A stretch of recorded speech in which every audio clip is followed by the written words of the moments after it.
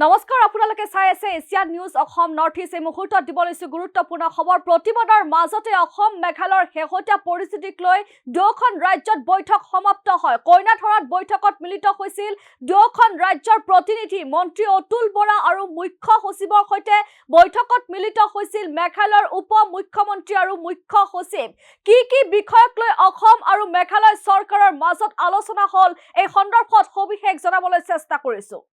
কইনাধৰা ৰাজ্যিক অতিথিশালাত অসম আৰু মেঘালয়ৰ প্ৰতিনিধিৰ মাজত আজি গুৰুত্বপূৰ্ণ বৈঠক অনুষ্ঠিত হৈছে অসমৰ হৈ সীমান্ত সুৰক্ষা আৰু উন্নয়ন মন্ত্ৰী অতুল বৰা আৰু মুখ্য সচিব ডক্টৰ ৰবি কোটা উপস্থিত আছিল মেঘালয়ৰ হৈ উপ মুখ্যমন্ত্ৰী আৰু মুখ্য সচিব সহ শীৰ্ষ বিষয়াসকলো উপস্থিত আছিল আলোচনাৰ মূল বিষয় আছিল শিলঙৰ হিংসাত্মক ঘটনা জোৰাবাটৰ প্ৰতিবাদ আৰু দুখন ৰাজ্যৰ মাজত যান বাহনৰ চলাচল স্বাভাৱিক কৰা 19 আগষ্টত শিলঙত KSUৰ প্ৰতিবাদৰ সময়ত অসমৰ পৰ্যটক কঢ়িওৱা বাহনত আক্ৰমণ আৰু অভিযোগৰ পিছতে পৰিস্থিতি উত্তপ্ত হৈ পৰিছিল ইয়াৰ প্ৰতিবাদত অসমৰ চালক আৰু পৰিবহণ সংগঠনে জোৰাবাটত মেঘালয়মুখী বাহন বন্ধ কৰি দিয়ে আজি এই প্ৰতিবাদ তৃতীয় দিনত প্ৰৱেশ কৰে আৰু আজিও উত্তপ্ত পৰিস্থিতি হৈ আছে প্ৰতিবাদকাৰীসকলে শিলঙত ক্ষতিগ্ৰস্ত অসমৰ বাহনৰ ক্ষতিপূৰণ আৰু আক্ৰমণকাৰীৰ বিৰুদ্ধে ব্যৱস্থাৰ দাবী জনাইছে জোৰাবাটত পৰিস্থিতি নিয়ন্ত্ৰণৰ বাবে আৰক্ষী আৰু ৰিজাৰ্ভ বাহিনী মোতায়েন কৰা হৈছিল অতুল বৰাই গুৰুত্বপূৰ্ণ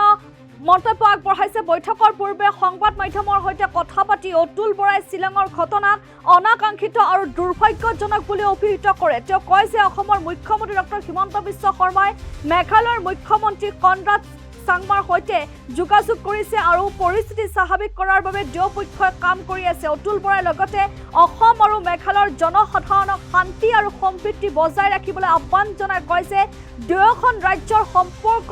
বহু পুৰণি এই ঘটনাৰ বাবে সম্পৰ্ক নষ্ট হ'বলৈ দিব নালাগে বুলি অতুল বৰাই মন্তব্য কৰিছে আৰু বৈঠক অনুষ্ঠিত হোৱাৰ পিছত জোৰাবাটত পৰিস্থিতি সম্পূৰ্ণৰূপে স্বাভাৱিক হোৱা নাই মেঘালয়ৰ বাহন চলাচলক লৈ প্ৰতিবাদ অব্যাহত থকাৰ খবৰ আছে আৰু মেঘালয়ৰ উপ মুখ্যমন্ত্ৰী আৰু মুখ্য সচিবৰ কনভয় গুৱাহাটীলৈ আহোঁতে জোৰাবাট প্ৰতিবাদকাৰীয়ে শ্লোগান দিয়াৰ ঘটনাও সংঘটিত হৈছে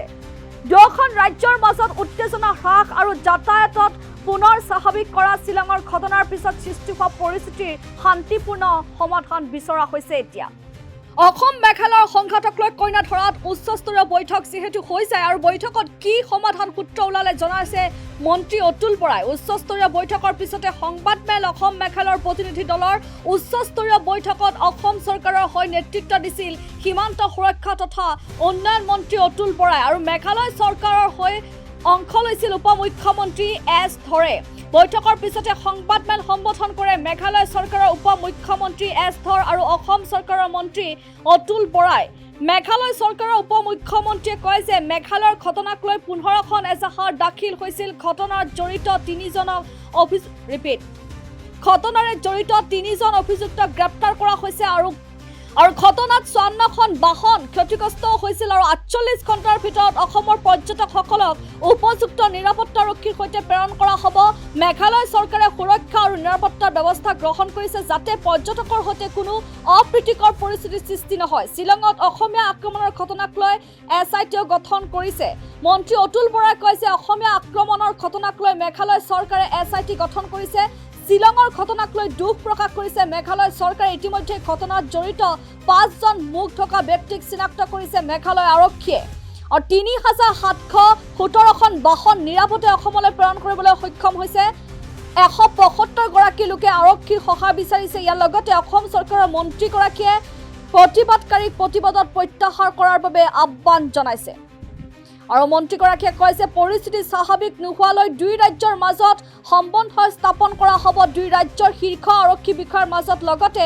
কামৰূপ মহানগৰ জিলা আৰু নংপুৰ প্ৰশাসনৰ মাজত হ'ব বিশেষ সম্বন্ধ আগন্তুক দিনত এনে ঘটনা নহয় বুলি অসম চৰকাৰক প্ৰতিশ্ৰুতি প্ৰদান কৰিছে দুই ৰাজ্যৰ মাজত আৰক্ষী প্ৰশাসন পৰিবহণৰ মাজত যৌথ কমিটিও গঠন কৰা হ'ব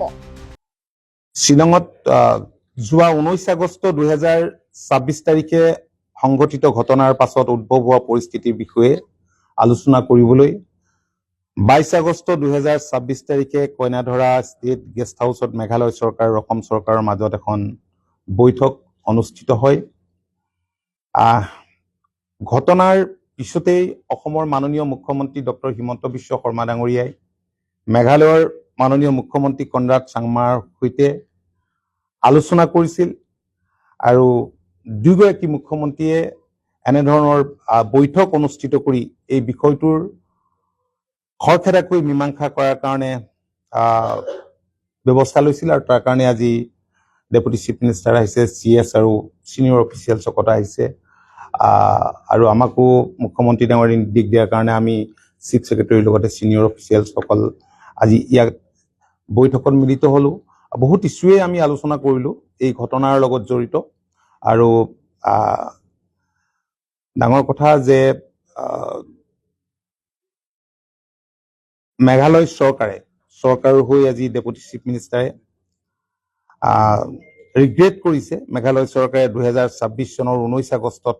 শ্বিলঙত সংঘটিত হোৱা দুৰ্ভাগ্যজনক ঘটনাটোৰ বাবে আন্তৰিকতাৰে দুখ প্ৰকাশ কৰিছে আৰু ইয়াৰ সৈতে জড়িতসকলৰ বিৰুদ্ধে দৃঢ় ব্যৱস্থা গ্ৰহণ কৰাৰ আশ্বাস দিছে।